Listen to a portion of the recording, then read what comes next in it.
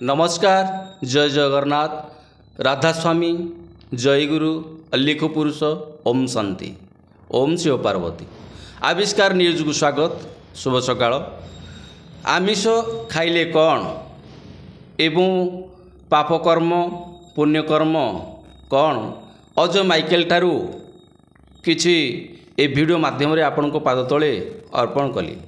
I will say I am saying on this reasons. मोर कहिबार अर्थ होउजी संसार 56 कोटी जीव 52 कोटी भंडार ठाकुर पड़ी आमको नियोग करिसंती। संसार जेतल मु अनुधान कली केही भूल काम करूना, केही पाप करूना, केवल मनीष ही सीमा पार उल्लंघन करुचंती। मोर कहिबार अर्थ होउजी अमृतमय खंजी देइछंती ठाकुरे।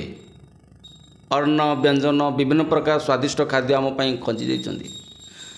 ठाकुरे कहिनांती जीव हत्या कर, ठाकुरे कहिनांती माछ काती खाओ, ठाकुरे कहिनांती छेली मांस खाओ, बग खाओ, काठुआ खाओ, कइंछ खाओ। ठाकुरे कहिनांती ए सुंदरमय जगत रे विभिन्न प्रकार जो स्वादिष्ट खाद्य तैयारी करछंती कुकुर मानक पाई, साप मानक पाई, बेंग मानक पाई। हे मानव समाज, ही हिंदू धर्म सनातन पिला माने आमिष खाइले कौन एवं निरामिष आमिष भोजन कहले कौन बुझी नियंतु। मुझे अजय माइकेल। स्वभाववशत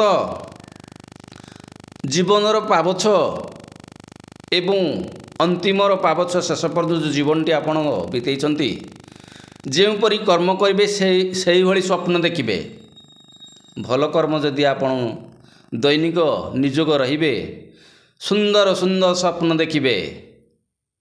जदि माछ खाइथिबो, कइंछ खाइथिबो, पापरे बुड़ी रहिथिबो, सेही भली स्वप्न देखिए। तेणु स्वप्न मु जमराजा को डरिनी, कि देवता मानू को डरिनी, भगवान को पाखरे मु हार माननी। किंतु स्वप्न सुंदरी दी जण नारी प्रत्येक घटरे जो स्वप्न करुछंती ताको पाखरे मु हार मानिगली। मु हार मानिगली। से सुंदरी नानी भौणी दी जण स्वप्न आउ सुंदरी जो स्वप्न करुछंती निद्रा अवस्था रे, मु तांको पाखरे हार मानिगली। तेणु मु आपण मानकु अनुरोध करूजी, सुंदरमय जीवनटी आपण मान पाइछंती। मूल्य केते सुंदर आपण मान थरोटे भावंतु। आपण मान साप कि बेंग नुहंती। तेणु मोर कहिबार अर्थ होउजी जो माने निजको हीन मंतव्य जे हाँ मो भाग्य होउजी खरापे, सेटा केबे भी भावंतु नहीं। तेणु दैनिक साकार भोजन करंतु, अमृत खाआंतु। दैनिक सकाळ उठिले अमृत रे मुह लगांतु। देखिबे आपण को जीवन रे कोनसी बाधा विघ्न आसीबो नहीं, बा कोनसी शनिदशा आसीबो नहीं, एवं आपण को जीवनटी बहुत सुंदरमय जीवनटी गढ़ी तुलिबे। आपण माने जो जन्म नहीं, जन्मर मृत्यु पर्यंत जेपरी कर्म करेंगे, अंतिम समय रे जमराजा अनै बसी। जदि आपण पाप कर्म रे निजोग रहिबे, सेही भली स्वप्न रे देखा दब, बारंबार आघात दब। जीव हत्या करिसंती, माछ खाइछंती, काती खाइछंती, सेही स्वप्न गुड़ाक देखा दब। शेष समय रे जेतବେଳେ अनुधान कले अजय माइकेल, आपण माने अमृत खाइछंती, पाप करि नाहंती। जमराजांकर ताकत नहीं आपण को माँ स्वप्न सुंदरी जो स्वप्न करोछंती आपण को पाखरे हार मानि जीवो। तांकर कालीजा नहीं जे तुमको खराब स्वप्न दवा पाई। जदि आपण माने स्वादिष्ट खाद्य खाइछंती, दान दक्षिणा देइछंती, ब्राह्मण अतिथि सेवा करिछंती, पितामातांकर सेवा करिछंती, तीर्थ भ्रमण करिछंती, भल भल सदासर्वदा सत्यवान सत्य कथा कहिछंती, मिथ्यारे निजोग नही विभिन्न प्रकार जाबोत्रे सत धर्म पुथि पुराण पढ़िछंती, भगवान आपण को पाखरे हार मानिमो। जमराजा आपण को आसन रे बसेबे। कौनसी स्वप्न सुंदरी जो स्वप्न सुंदरी स्वप्न करोजी आपण को सुंदरमय स्वप्न देखेबे, सूर्य को देखेबे स्वप्न, भल भल फल मूल बाघ विभिन्न प्रकार जो सुंदरमय जीवन जहाँ घटुची आप जहाँ करेंगे से ही देखिए शेष समय। तेणु जदि ମାଛ ବେଙ୍ଗ କଇଁଛ ଘୁଷୁରୀ ଖାଉଛନ୍ତି କ'ଣ ପାଇଁ? କେବେ ଖାଆନ୍ତୁ ନାହିଁ। ତେଣୁ ଆପଣ ଯେଉଁଭଳି କର୍ମ କରିବେ ସେହିଭଳି ନିଶ୍ଚିନ୍ତ ଦଣ୍ଡ ପାଇବେ।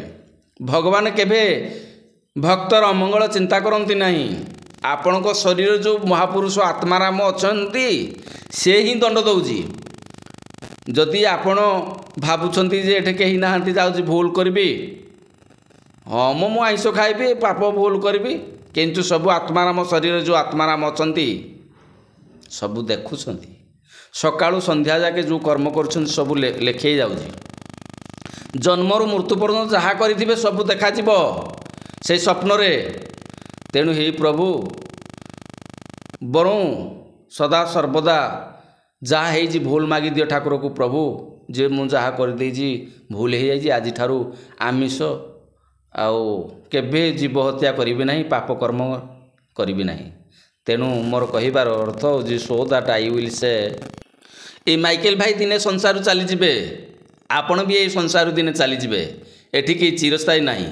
କିନ୍ତୁ ଯାବତ ଜନମମ୍ ତାବତ ମରଣମ୍, ଜନନୀ ଜଠରେ ତାବତ ଶୟନମ୍।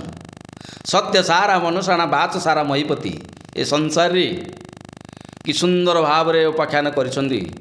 ମୋର କହିବାର ଅର୍ଥ, ଆପଣମାନେ ଯେଉଁପରି କର୍ମ କରିବେ ସେହିଭଳି ଆପଣଟି ଜୀବନଟି ଗଢ଼ି ତୋଳିବେ। କାହା ମନରେ କଷ୍ଟ ଦିଅନ୍ତୁ ନାହିଁ, ବରଂ ନିଜେ ଦୁଃଖୀ ରୁହ।